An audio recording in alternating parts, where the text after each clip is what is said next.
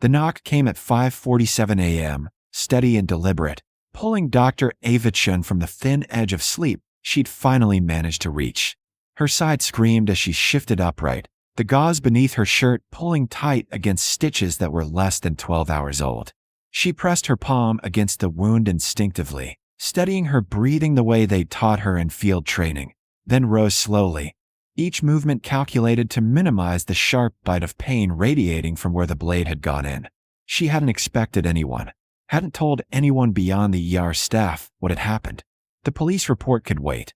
The Marine she'd helped had been evacuated to Walter Reed before she'd even been discharged. As far as she knew, the night had ended quietly, the way these things usually did, stitched up, sent home, forgotten by morning. But when she reached the front window and pulled the curtain back just slightly, her breath caught. They weren't standing on her porch. They were filling her entire street. Rows of them, Marines in full dress uniform, standing at parade rest, shoulder to shoulder, stretching down both sides of the block in perfect formation. Silent, unmoving, at least 200, maybe more. The morning light caught the polished brass and crisp white gloves, turning the quiet suburban street into something else entirely. Something she couldn't quite process yet.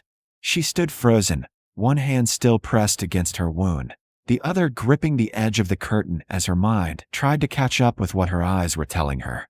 This wasn't protocol. This wasn't procedure. This was something else. 14 hours earlier, Ava had been standing in line at a food truck near Quantico, off-duty and anonymous in civilian clothes, a faded gray sweatshirt and jeans, her Navy Medical Corps credentials tucked safely in her wallet where no one would think to look. She wasn't trying to hide exactly, but after 6 months of back-to-back rotations in field hospitals and forward operating bases, blending in felt like the only way to breathe. The Marine in front of her had been young, maybe 22, fresh from deployment based on the tan and the way he held himself. Tight, alert, scanning. His order came out clipped and efficient, muscle memory from mess halls overseas. He paid, stepped aside, and that should have been the end of it. But Ava noticed the tremor in his hand as he reached for his food. Noticed the way his eyes darted toward the crowd gathering near the park across the street. Too many people, too much noise. Noticed the sweat starting to bead along his hairline, even though the evening air was cool. She'd seen it before. Knew the signs. The Marine took his food and walked toward a bench near the edge of the park, away from the crowd, away from the noise. Ava collected her own order and, without making it obvious, positioned herself nearby. Not hovering, just present, just in case. For a while, nothing happened. He ate slowly, methodically. She pretended to check her phone. Then a man approached him. Mid-30s, loose jacket, hands in his pockets. His posture was wrong. Too casual, too deliberate. He stopped directly in front of the Marine, blocking his exit, and said something Ava couldn't hear. The Marine's shoulders locked. His jaw tightened. The man leaned in closer, his voice rising now, aggressive. "I'm talking to you, jarhead. You think you're some kind of hero?" The Marine didn't respond. Didn't move. His hands were shaking harder now, his breathing shallow. Ava stood. She crossed the distance quickly, stepping between them before the man could escalate further, her voice calm and controlled. "He's not interested. Walk away." The man's eyes snapped to her, irritation flashing across his face. "This doesn't concern you." "It does now," Ava said evenly. For a second, the man looked like he might argue. Then his gaze dropped briefly to the Marine behind her, and something shifted, something ugly, something that told Ava this wasn't just harassment. This was personal, targeted. He stepped back, but his hand moved inside his jacket. Ava saw it before anyone else did. Saw the glint of metal, the angle of his body, the trajectory already forming in her mind. She moved on instinct, stepping fully in front of the Marine just as the blade came out. The pain hit a fraction of a second later, sharp, white-hot, stealing her breath as the knife punched into her left side, just below her ribs. She staggered but didn't fall, her training overriding the shock as she grabbed the man's wrist, redirecting his momentum, using his own weight to drive him off balance. He stumbled, cursed, and ran. Ava dropped to one knee, her hand pressing hard against the wound. Blood seeped between her fingers, warm and fast. Behind her, the Marine finally moved, his voice breaking through the shock. "Medic! Somebody call." I'm fine, Ava said, though her vision was starting to blur. You're okay. That's what matters. He knelt beside her, his hands shaking as he pulled out his phone. You're bleeding. You need? I know, she said quietly. Then, before she lost her grip on consciousness, she looked at him. Really looked. You're going to be okay. You hear me? He nodded, tears in his eyes. Good, she whispered. Then the world tilted, and everything went dark. Now, standing at her window, staring at 200 Marines who had somehow found her address, Ava realized the story hadn't ended in that hospital bed. It had only just begun. The knock came again, firmer this time, and Ava finally moved away from the window, her pulse still catching up with the sight outside. She crossed the small living room carefully, each step a negotiation with the stitches pulling against her side, and opened the door. A Marine officer stood on her porch. Captain's bars, dress blues, a face weathered by more than just time. His posture was parade ground perfect, but his eyes carried something else, respect, maybe, or gratitude too large to fit inside a single expression. Dr. Ava Chen? He asked, though it wasn't really a question. Yes, she said, her voice steadier than she felt. Captain William Rains, ma'am. He didn't salute. She wasn't in uniform, wasn't on duty, but the way he held himself carried the same weight. We came to check on you. And to say thank you.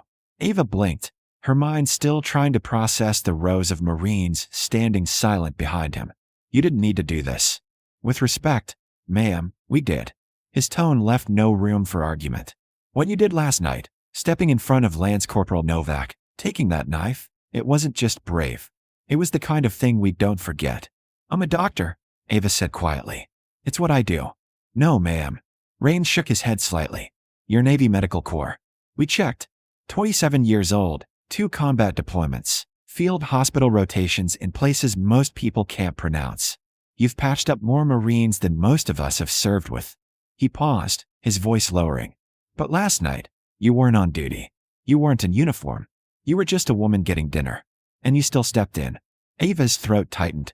She glanced past him, at the formation stretching down her street. How did you find me? Novak remembered your face. Told his squad leader. Word spread. Rains's expression softened just slightly. Marines talk, ma'am. Especially when someone saves one of ours. Before Ava could respond, another voice cut through the morning air.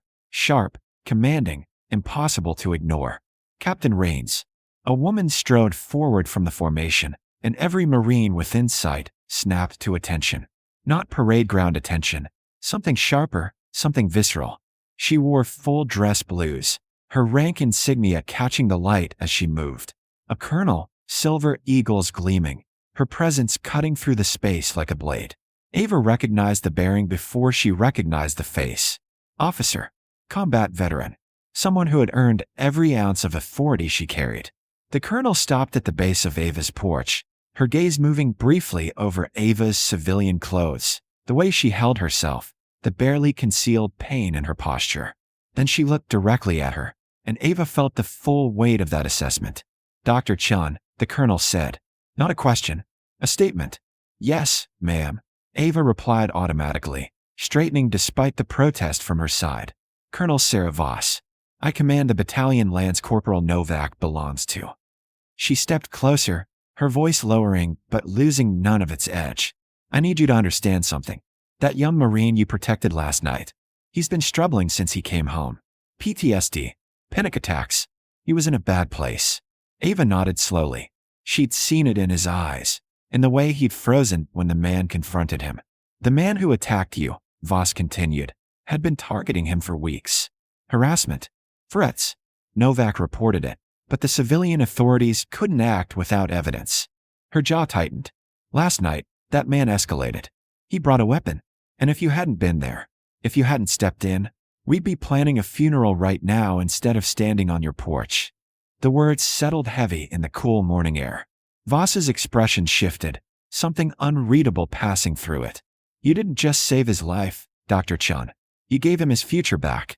And every Marine standing on this street right now knows what that means. Ava swallowed hard, her chest tight. I just did what anyone. No. Voss's voice cut. Through. Firm but not unkind.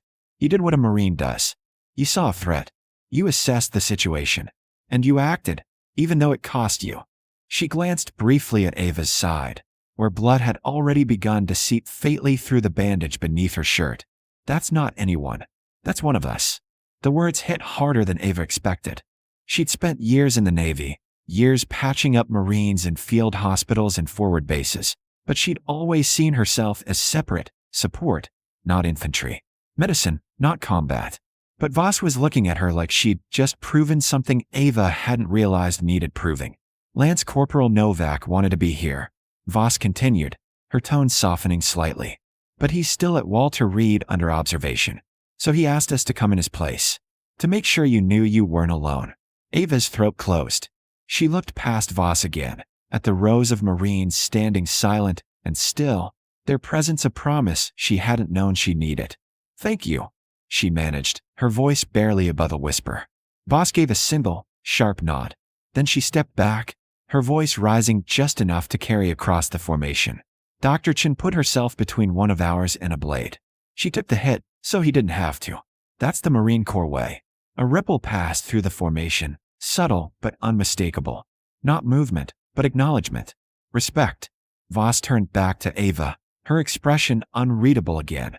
We take care of our own, Doctor. And as of last night, you're one of ours. Then she raised her hand in a sharp, crisp salute. And 200 Marines followed. The formation held the salute longer than protocol required.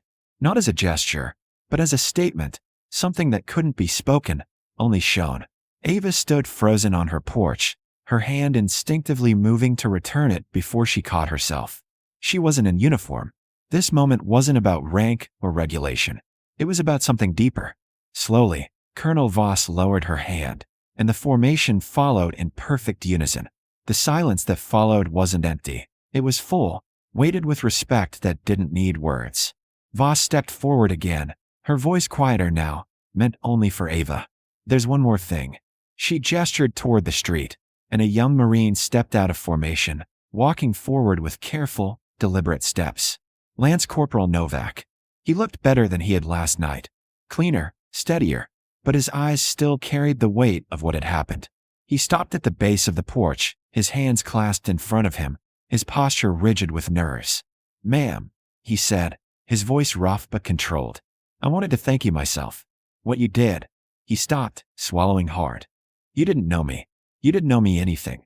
But you stepped in anyway. Ava's chest tightened. You would have done the same. Maybe, Novak said quietly. But I froze. I saw him coming, and I couldn't move. His voice cracked slightly. I couldn't. You were dealing with something most people can't understand, Ava said gently. That doesn't make you weak. It makes you human. Novak nodded, blinking hard. Then he reached into his pocket and pulled out something small, metallic. A challenge coin, worn smooth at the edges, the emblem of his battalion etched into the surface. This was given to me when I graduated boot camp, he said, holding it out. It's supposed to remind you that you're never alone, that your brothers and sisters have your back, no matter what. He paused, his eyes meeting hers. You proved that last night. So I want you to have it. Ava stared at the coin, her throat closing. She knew what it meant, not just the object itself, but the trust, the belonging it represented. I can't take that, she said softly. It's yours. No, ma'am, Novak said, his voice firm now. It's yours. Because you're one of us. Ava reached out slowly, her fingers closing around the coin. It was warm from his hand, solid and real. She looked at him, this young Marine who had been struggling, who had frozen in fear, who was now standing in front of her with his chin up and his voice steady. Thank you, she whispered. Novak stepped back, saluted once, sharp and clean, then returned to the formation. Voss watched him go, then turned back to Ava. He's going to be okay, she said. Because now he knows what it looks like when someone refuses to let you fall. That kind of lesson stays with you. Ava nodded, unable to speak past the tightness in her chest. Voss glanced at her watch, then back at the formation. We've taken enough of your morning, Doctor. But before we go, she reached into her jacket and pulled out a small envelope, handing it to Ava. Contact information, medical liaisons, veteran support networks, and my direct line. If you ever need anything at all, you call. Ava took the envelope, her fingers trembling slightly. I will. Voss gave one final nod, then stepped back and raised her voice. Formation, a 10 hot. 200 boots snapped together in perfect unison, the sound echoing down the quiet street. About face. The formation turned as one, precision and discipline forged into something almost beautiful. Forward march. And just like that, they began to move, row after row filing past Ava's house in silence, each Marine glancing briefly toward her as they passed. Not staring, just acknowledging, just seeing.